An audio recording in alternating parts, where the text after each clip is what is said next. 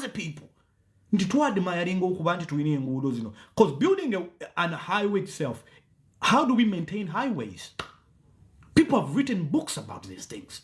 Tusoboloko having the beautiful roads, the beautiful hospitals and education. But how do we sustain? To sustaining tutia. But do you know that you have to have money to maintain a mansion? Olina sente eziva mu munsawo yo ezirina okumaintaining ennyumba yo zitya olina okuteeka kolangi olina okukola gardening you have to olina okukola gardening olina okutwala garbage collection. All this is money that is paid towards you maintaining your house. This is actually money paid forward to you to maintain that property. The more expensive the property is, the more maintaining costs is to maintain that property. The smaller the property, the smaller fee that you need to maintain that property. Kololo is an upstate area. For you to live there, or kubango in a sense is sustaining to maintain a property in Kololo. To maintain that property in Kololo. To live in that. You have to be able to. This is not just a matter of shouting, you are making noise and so on and so forth. Simanyi bambala ready, no yambala obukofira, simanyi power, simanyi no yambala, simanyi timo MK, simanyi ebyo nabyo ndagasiya abantu betaaga birowoozo okuba n'abantu abalina endowooza ng'endowooza to protecting ennyo abaddugavu bannaffe nga balina ebirowoozo nga birungi. Let us not slander them. Nti abo befuula balugezigezi, abo no. Abazungu ate bote bakikola kasita bazuula omuntu nti alina endowooza ennungi.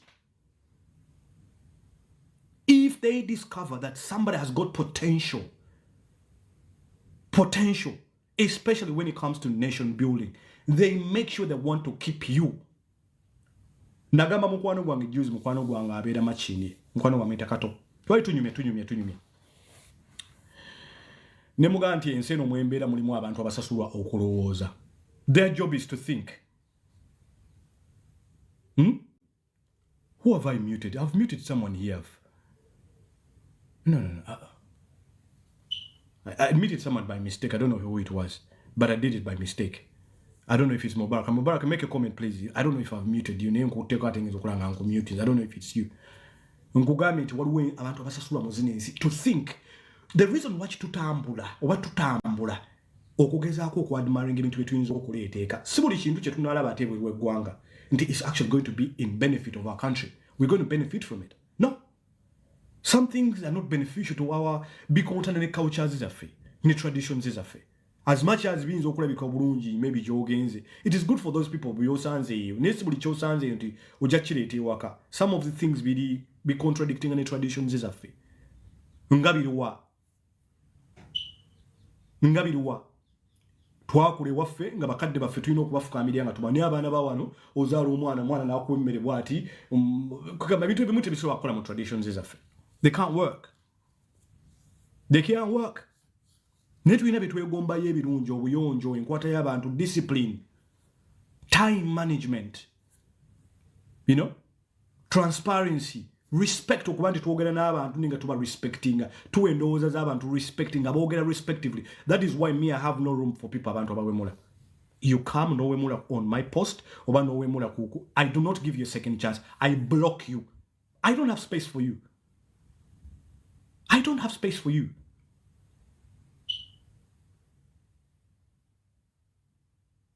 Someone is saying good evening, Obi.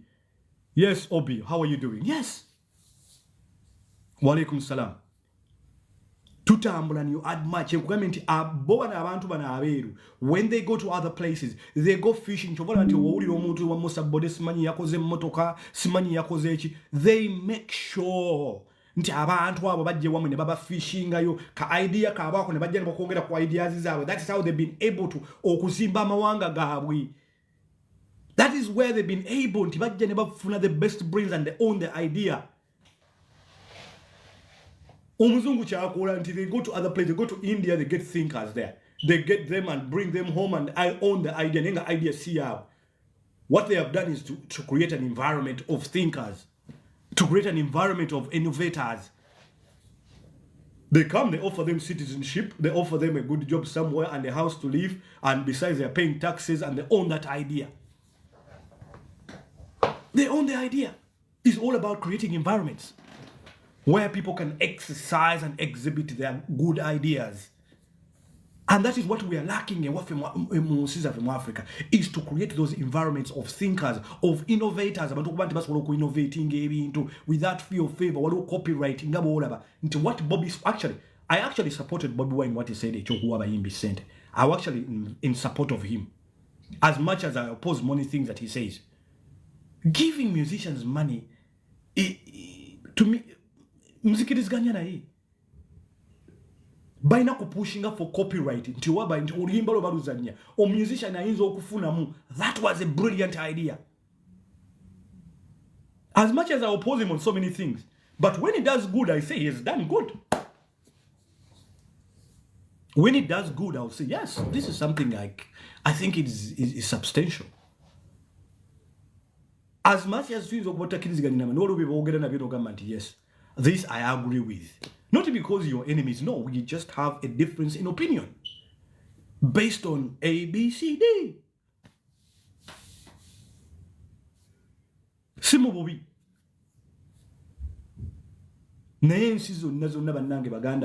My brothers and sisters who are watching this live, the only way we can be able to build a better Uganda that you are going to enjoy your Baba Anabo, we have to get it from the level of government, because government is an enterprise. Government govern and mentor, and when it comes to the African society, they like to govern the mentor in not in a more positive way but negative, whereby they're getting people involved because they fought for me, they were with me when we were fighting in the war. So these people even are employed on the job, but they're not even passionate about what they're doing. They're passionate about Kubuweza. We choose an MP simply because he has put his thumb up, money is slogaring and all that kind of thing. Yeah, we shouldn't be able to sporting about thinkers. People always say I speak about Muhammad in Sedeko, but give that man time. Okunyonyola, he's brilliant. Brilliant.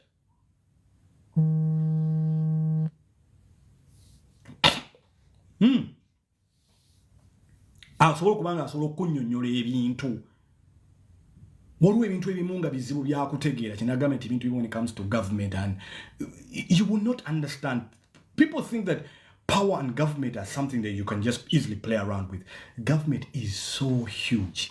The word government in itself, it is so huge. Some things, most of these things are way beyond our control, but there are things which are within our control. The choices you make where you go to school, what you make a choice of what you're going to study, you make a choice of what you would eat, you make a choice of how you could keep yourself clean and keep yourself, not getting sick. Or you're producing so many kids with this woman, so many different women, you don't have a job. You have a choice to keep your thing with Imomompaleyo. Tulina choice. We can actually say, I'm not going to sleep with you. I'm not. It is within your powers. And if it happens forcefully, then that is it's a whole different matter. It's a whole different matter. But you have a choice in what we've been to say. We have a say. But you can't say that government is bad while you're having 10 baby mothers and 12 kids. And you don't have a job, you don't have an education, you don't have a skill. Any government that is going to come in is going to give you fairly the same treatment. Because what are they going to do for you? You don't have any skill? You don't have any education? The only thing you're good at is donating your genetics to so many other human beings. There's nothing they're going to do for you. Let us agree to disagree. Sometimes we're scratching, but at the end of the day, we all have a sole responsibility. It is for God and our country. You have a choice of which religion you want to follow. They can forcefully force you to go and practicing a religion that is against your will. No one. We have our own civil liberties. Ngafa abantu. Nogamba, I will choose whether to eat lunch and supper or not to eat anything. No one is going to force you. But somehow politics has to be involved in things and you when convincing for me to kumanga politics is about seduction. Kulinga kuwana mukazi. Politics alinga kuwana mukazi. Nti omukazi abamukuwana bayinza okuba bali basatu oba bana. Naye oyo alina ebirowoozo either bituufu abe si bituufu nga bipackagingze bulungi omukazi ajagede nga seduced agambe waayi omwana yankubye obugambo naye nga yamukubye obugambo bwayinza okuba atalina wrong intentions naye nga ate alina ebigambo ebitali packaged bulungi ayinza okuba ye mutuufu. So that's what politics is about as well. It's about seduction. How can you be able to seduce? How do you seduce? How do you sell your idea to the masses? Do the masses buy your idea? Bajigura, are they not going to buy it? But you can't force someone to support what you support. No. It doesn't work like that. It doesn't. You convince people on ideology. And yeah, this is what I think is good based on A, B, C, D. And let us have a debate about it. Let us debate about healthcare, because governing a country, muganda wangu okugoverning ensi kiki ekintu kyebamalaga kwasa muntu oba a group of cocoon of people simply because they dress well in suits and they look nice in the camera. No, it is not a fashion contest to governing a country.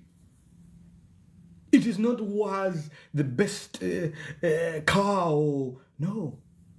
Power is much, much deeper. Power is deep. Twala obudde osome ku kintu kibayita POWER, power.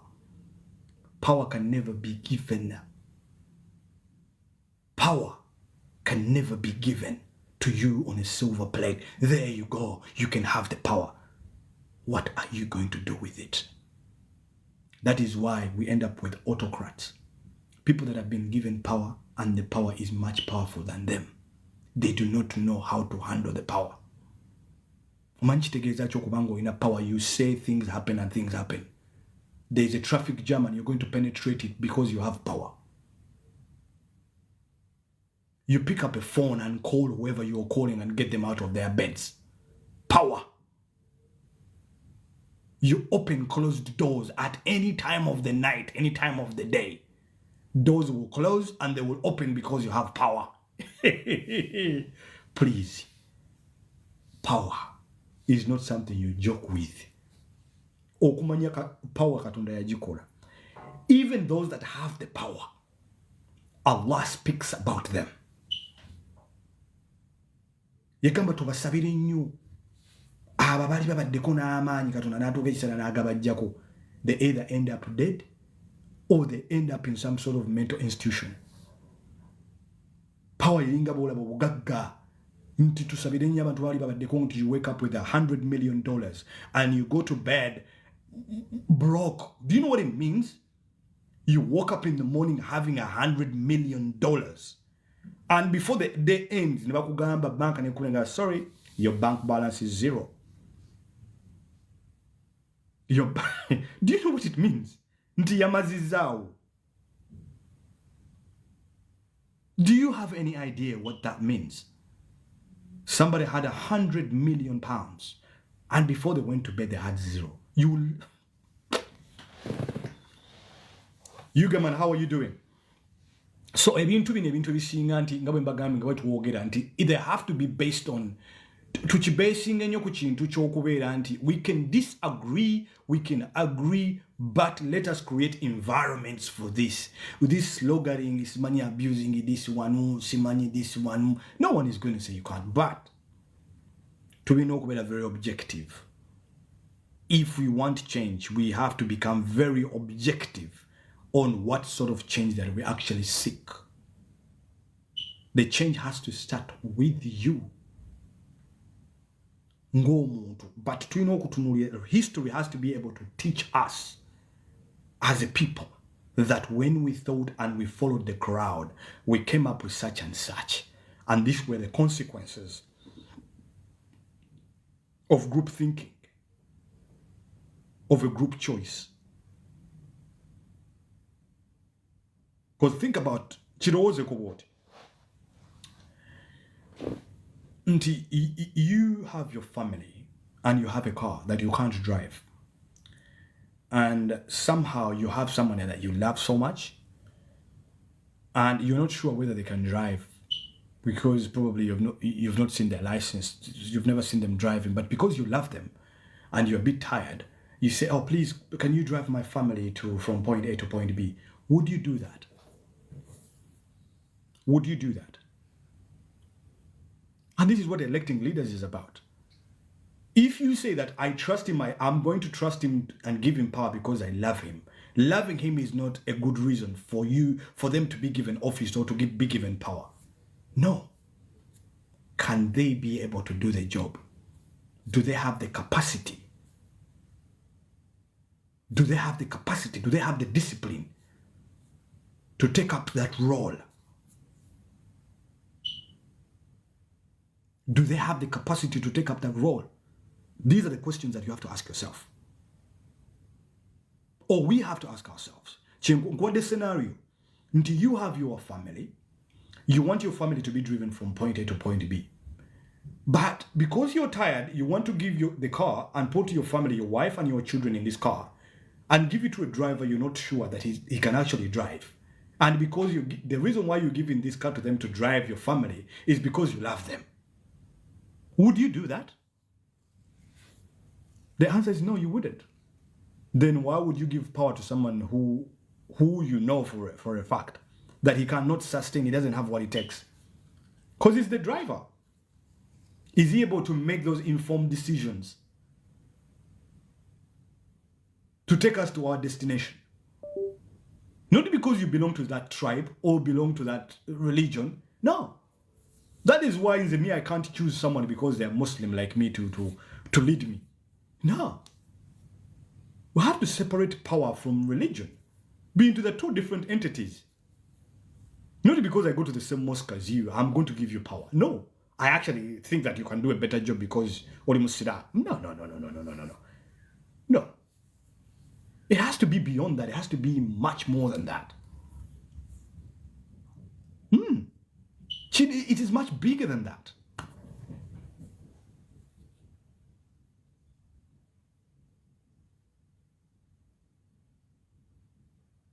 Yeah?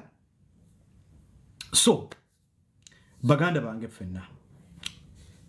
Starting at this time, okubudde buno, tutandikidde ku kya Rubaga Hospital, but Rubaga is just an icing on the cake. There is so many places you go to, especially amalwaliro nga galina okusavinga abantu.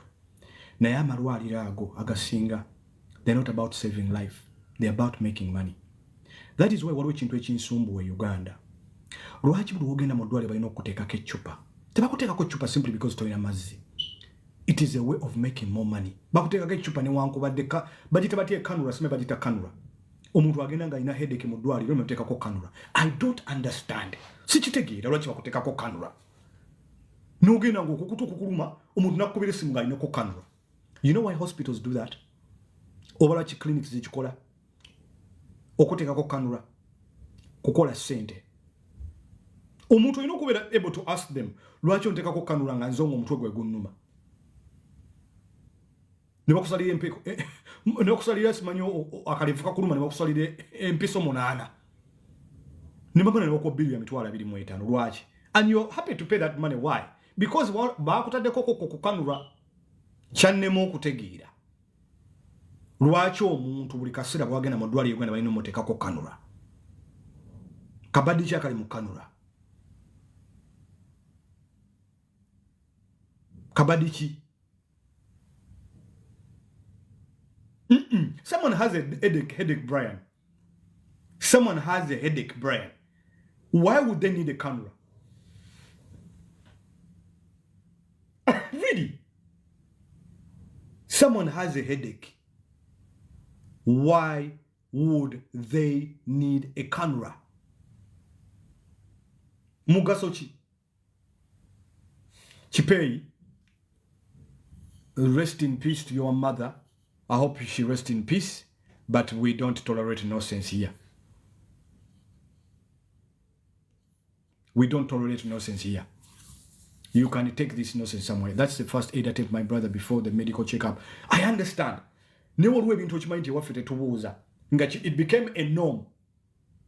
Omuntu bwalwala balina okumuteka ku kanula. Omuntu nga tebannamuzaala basooka kusaba ssente. Ye omukazi olubuto olumuluma ayagala kuzaala. Omuntu n'agenda ku bank tellers. Ogye bateeka ssente zo ng'olina okubankinga ssente zo. N'osanga omuntu ng'ali mu kulaba TikTok. Ali ku Facebook. But they're at work. Ali ku mulimu. Alina okuservinga their master gwe mukama waabwe. Someone is asking me, are you live on Facebook as well? I'm not live on Facebook. I'm on TikTok. I've not had a Facebook account for over a year. Perhaps maybe I'll go back to yeah. I'll probably go back to Facebook maybe next year, but I haven't been on Facebook for over a year. Yeah. What is the point of having a camera when you have a headache?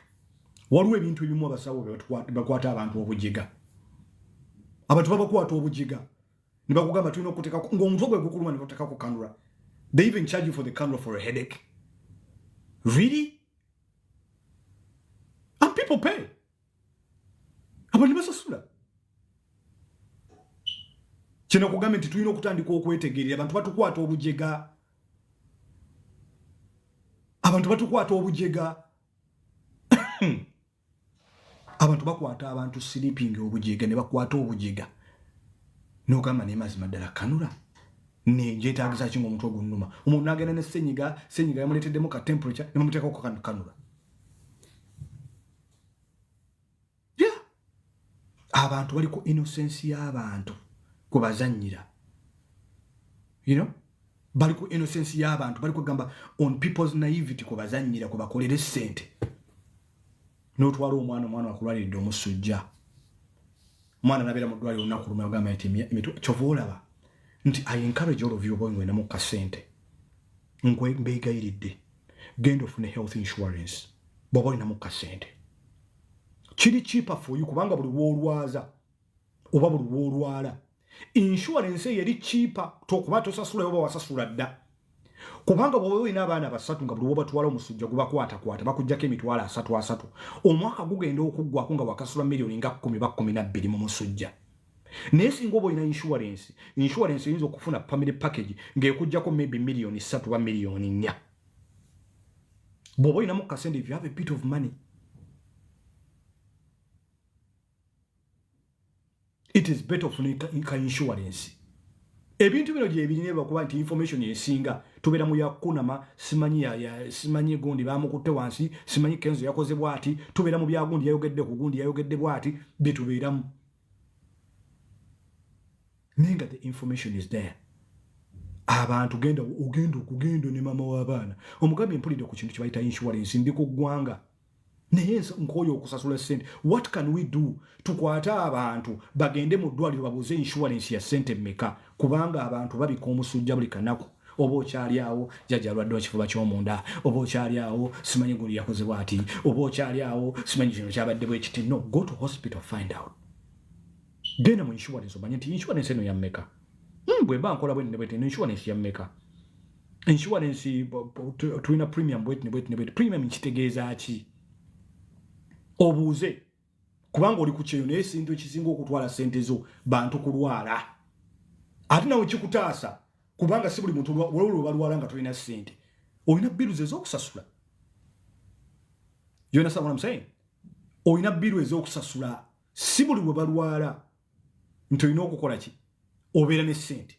But at least you know nti ka insurance kange kuliko abaana basatu. Maama leero bankuba kyeyo bannange. Hafsu ankulamusiza mukwano. Salaamu alaikum. Hafsu Sonko. Leero bankuba kyeyo. Bannange simu zivuga olika oli agala genda mazina simanyi mugundi n'akwata essimu n'akololera ku ssimu.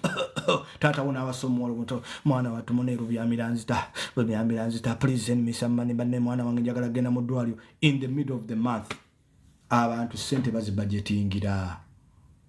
Wano zenensi bw'oba tomanyi ku budgetinga ssente zikuyitamu ofune ssente n'okwata olupapula nga tolunazifuna n'owandiika renti 1,100, gaasi 250, masannyalaze 1,800, mmere 4, clothing 0, kino kakati mulimu ne kali akanamba akajja mama tata senga mbaga simanyi birthday party jovola nze sisondera mbaga nze sisondera mbaga era n'abala bagala okusonda embaga nze bwembanga n'embaga temunsonderanga bibi ebintu bisinga okuba nga bitwala ssente zaffe gundi yakoze embaga gundi alina omukolo gundi agenda kukola bwati gundi simanyi omwana we kiri oli ku kyeyo noyeningapo ng'okuteekawo ekulete kyemyezi emyaka 5 ne baleka bakulangira ng'ekyeyo we kyakusala nga beerabidde nti babadde bazirya nze sisondera mukolo. That is my policy.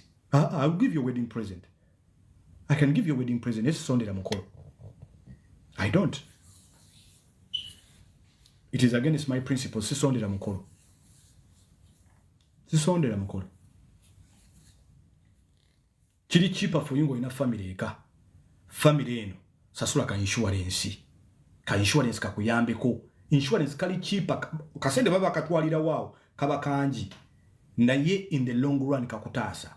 Bobo ina bakadde babakuliridde oli ku kyeyo. Get them an insurance. Kubanga ogisobola.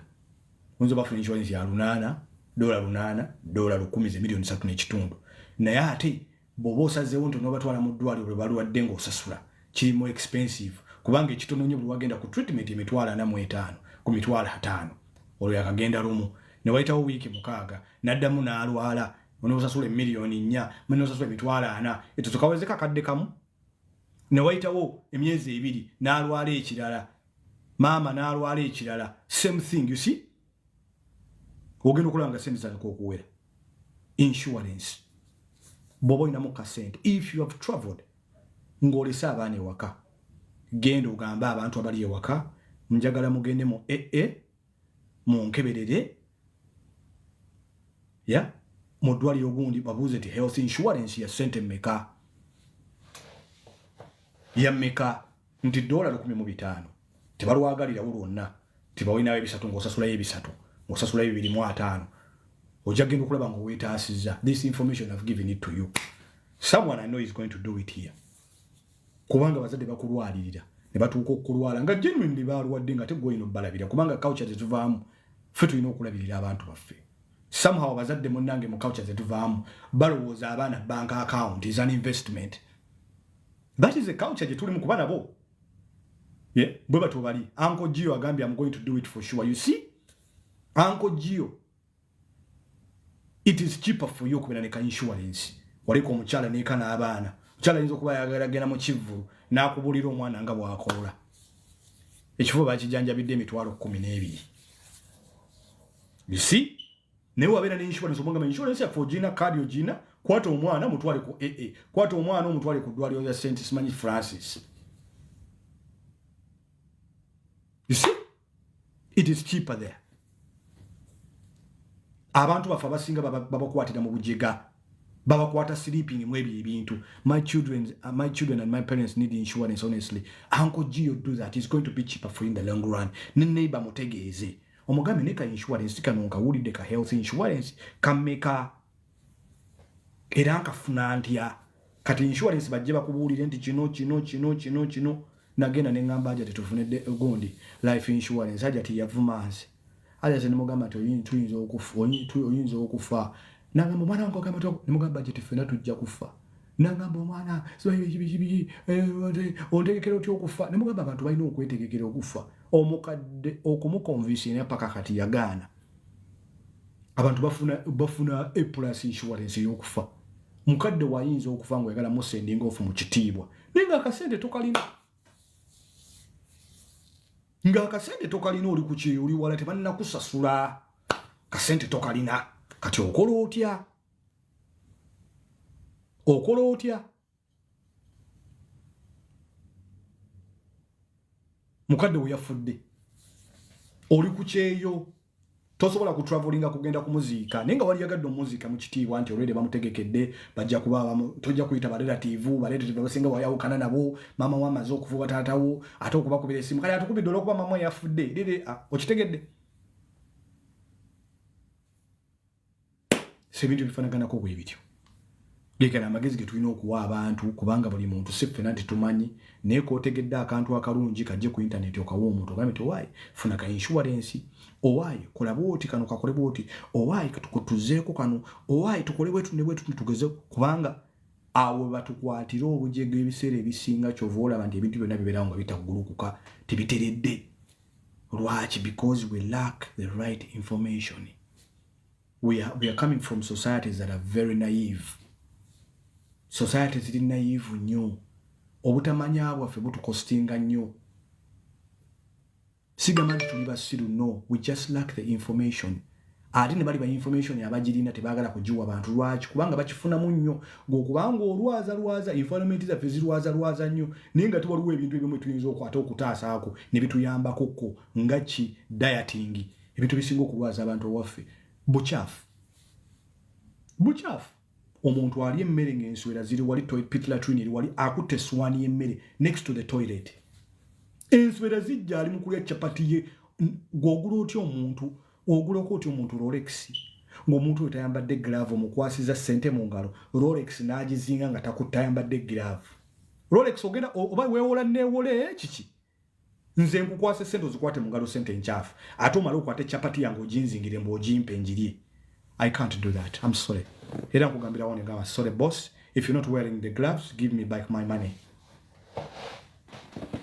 Kubanga tumanjavu nayizo kuba va mu toilet abakwata mu minyira capati agikuta agizinze zenza agikuwa dojiridde obulwadde oyingiza obulwadde ava mu toilet abantu abamu musanze mu matatu nsima yakolera Rolex ebintu gwogenda okukirya okiraba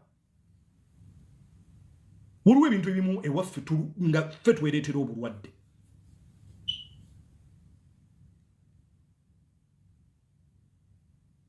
ffe twereetera obulwadde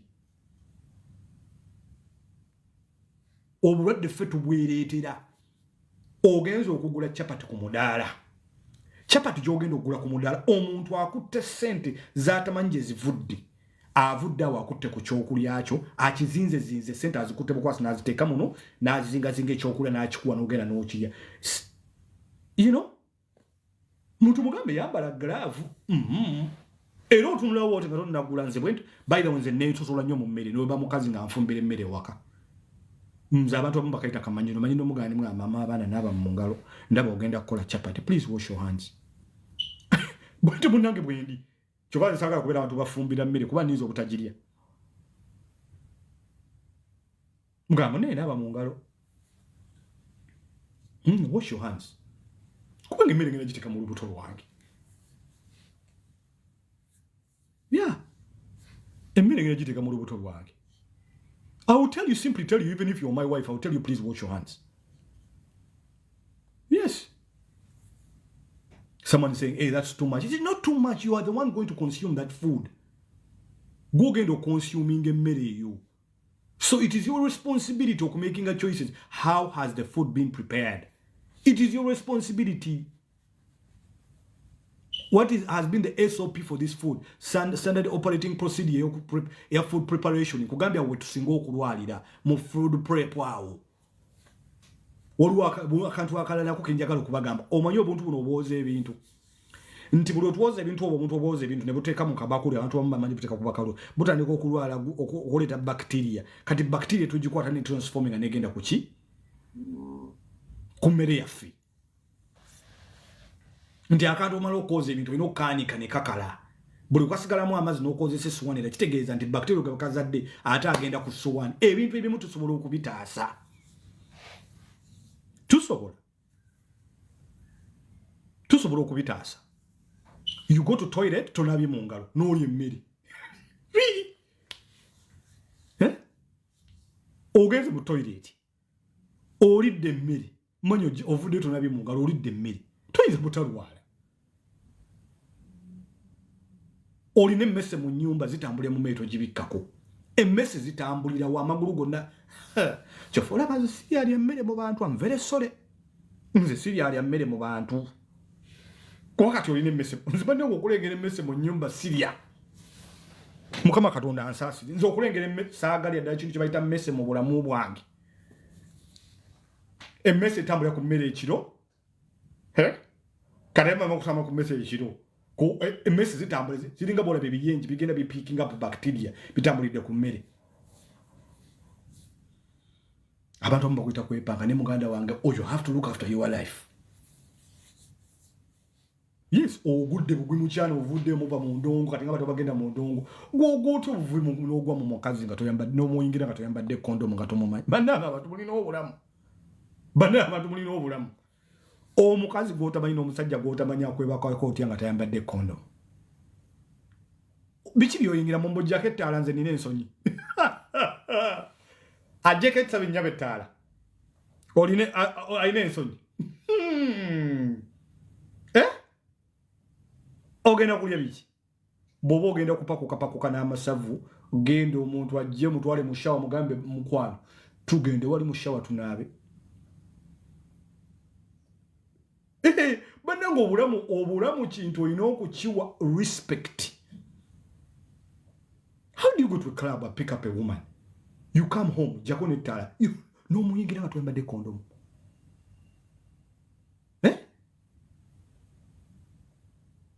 omusajja n'akuyingira tayambadde kondomu tomumanyi ne baanammwe muli bazira n'okera ku makya wenna n'olwala ensundo wansi nzaniko okukusiiwa n'ofuna enziku n'olyoka ofuna enziku n'eryoka ekkutula enviiri mbu nina ensonyi jakettaala mindset jakettaala you take off the light. Gary the Bear, can you do that? Gary Bear, don't ever do that. Basookera mu shower. Go to the shower, put on the rubber. Ayambale rubber. Ayambala akapiira. Gwe balonze mu kiraabu mulina obulamu. Mulina obulamu. Bannanga obulamu buno bwa bbeeyi. Obulamu bwaki? Obulamu bwa bbeeyi. Gwe bakulonze ekkubo kyobola abamu mwambala amajinni ndabyeko wano munya nga asaba request munya wuno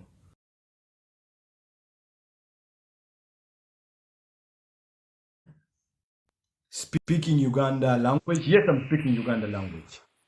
Munya Jiseka. Salamu alaikum. Alaikum salam wa rahmatullah. Neba nangu osomesezze eggwanga. Lwaki? Balagaana kusiima. Lwaki? Saagala mmesi. Emmesi. Saagala mmesi. Wakika? Wanjisebo. Wallahi saagala mmesi. Lwaki? Emmesi okuyita obuyisi ku kigere bweti. Oyinza okubuuka n'okuva eri oba ebeera evaawa oba wa mu makubo gaayo. La ilaha illallah. Ogamba oti obuyonjo kya bbeeyi ekyokubiri seeka ng'oggyeko obusiraamu ekiddirira obulamu kya bbeeyi kubanga eddiini ya bbeeyi okusinga obulamu bwaffe kubanga bw'omala okufa ekiddako mu kabuli ddiini naye eddiini ng'evuddeko obulamu kya bbeeyi abaana abo abagayaalirira obulamu kasita otandika okumira omuntu akubuuza munya nti wikirwati mmese kijoyogerako nze manyi mmese ya mulundi gumu oba waliwo endala simanyi emmese embuziri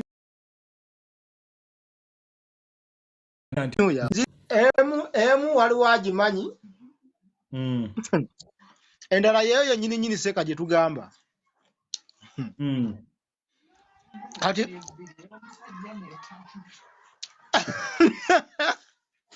onagaye mbu emmese ziri bbiri mbu emmese etambula mbu n'emmese yennyini nnyini gye bagamba kaakati seeka nga tuzze ku by'obulamu mositi naddala eno e Uganda ewaffe omukazi ajja n'akamula obutunda ng'amazzi yagoozezza yagagize yagafumbye bw'amala okugafumba kituufu aba agafumbye naye engeri gy'asogonyolamu obutunda obwo obazi kyekimu nange ekyantamisa obutunda nze sinywa butunda nange sinywa butunda ogenda olaba omusajja ng'azimbye olubuto neogamba oba ssente kumbe si ssente nokoleka emunya lwaki abantu balina feeling nti omuntu okuzimba olubuto bwaffe ziba ssente anti engeri gyali ennyo amasavusavu omanyi ebintu bino ebiseera ebisinga twabirookingiramu kati ffe twalowoozanga nti omuntu alina olubuto yaba ne ssente kumbe taba na ssente biba bizibu byereere naye ng'obuyonjo kikulu kati eno sizoni ya nseenene n'empafu abaana abatunda empafu n'emberenge omukwasa ssente n'aziteeka wali nakuyolera emberenge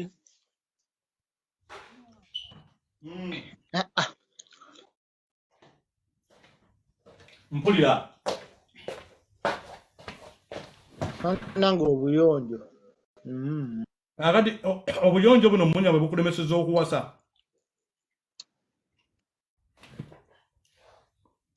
seka ngenda kuwasa nafuna omukyala wafuna omukyala kuno naam ku internet kuno nafuna omukyala naye nja kuwoowa nkyamwetegedde ali ludda wali ku internet oba ali ku kyeyo ali eno bamuzaala wa Kiso naye njagala gendayo waabwe nkyaleyo nkyekuŋŋaanya kulaba anti obimanyi ebyaffe era ffe kati awo miliyoni nga 3 zigwa wali oba 5 alina emyaka emeka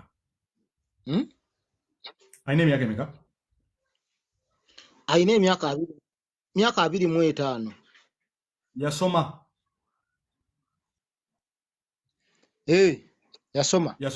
yasoma kwenkana ki musomesa abazadde be ababiri bwe bali abamukuza bakyali bonna bakyali bonna alina w'abazadde be era bwe yava ku kyeyo yasibira w'abazadde oyo tosiba amutwala Katonda yasoma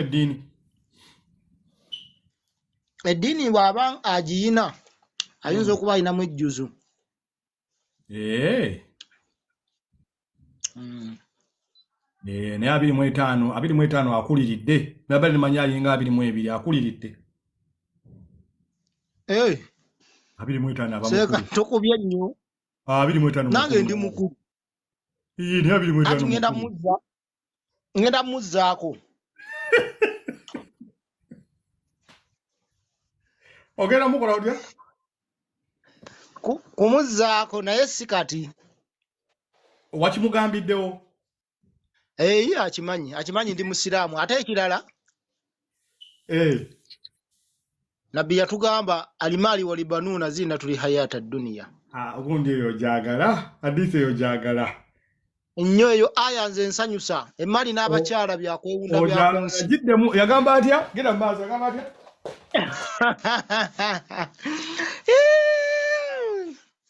emmali n'abakyala byakwewunda byakunsi ate eri mujjana agenda tuwa abakyala 7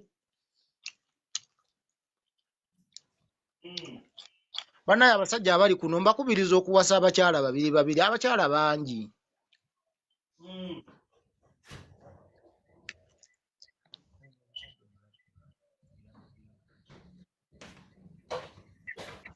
mpulira munya kati